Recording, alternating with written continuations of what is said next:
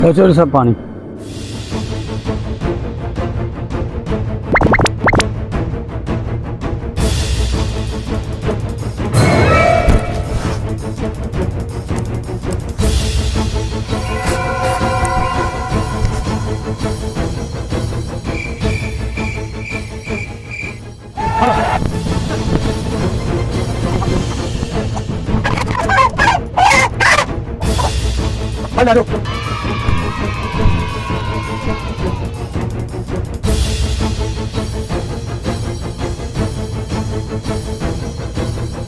गल सुनो चाचा, तुम इन्हू बनाओ बनाओ मैं चोरी का पता करता। ਅਸੀਂ ਨੂੰ ਬਣਾਉਂਦੇ ਆ फटाफट।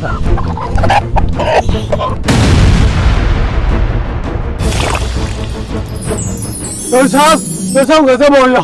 की हो गया? जो मैं तेन पानी देने आया वापस आके देखा मुर्गा नहीं खला, मैं खाना लग गया, मुर्गा नहीं लभदा पिया अपना। तेनू पिंड वाले च किसी शक है? हाँ जी चौधरी साहब, दो तीन बंदे शक है मैनू। खाने जा उन्होंने बुला तो लिया इत्थे करने उन्हां नाल गल। जी चौधरी साहब मैं हुणे लैके आया हूं। जल्दी आ जल्दी। मेरी गल सुनो, जेड़ी गल तुहानू समझाई तुसीं उहदे ते कायम रहना। चौधरी शक नहीं होना चाहिए भी आपा चोर है। ठीक है चौधरी साहब आ गए न बंदे। हाँ भाई, साडे च किहड़ा चोर है जिन्हें मेरे कुकर चोरी कीता है? चोरी साहब असा कुक्कड़ तुहाडा चोरी नहीं कीता, ये साडे ते एवें इल्जाम लांदा पिया। तुसीं आदा कुक्कड़ लभो।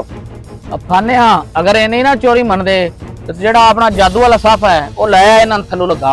इवें नहीं ना मनदे पे, वो साफे ते थल्लू जेड़ा लगेगा, जेड़ा चोर होया मर जास मौके। चलो वारी वारी कर दे, एक एक कर दे लगो थल्लू।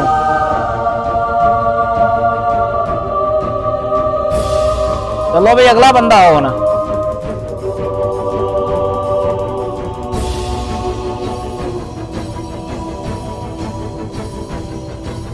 आ भाई तू हुण फरीद ममदा।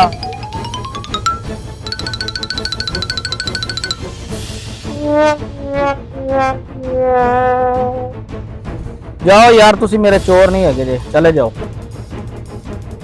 यार मैं बड़ा परेशान हाँ, अपने तीनों च कोई मरिया ही कोई नहीं। हालांकि आप चोर भी चोर तो अपने नाम होगा, जैसा ना बच्चे रखे आपा क्यों मर गया?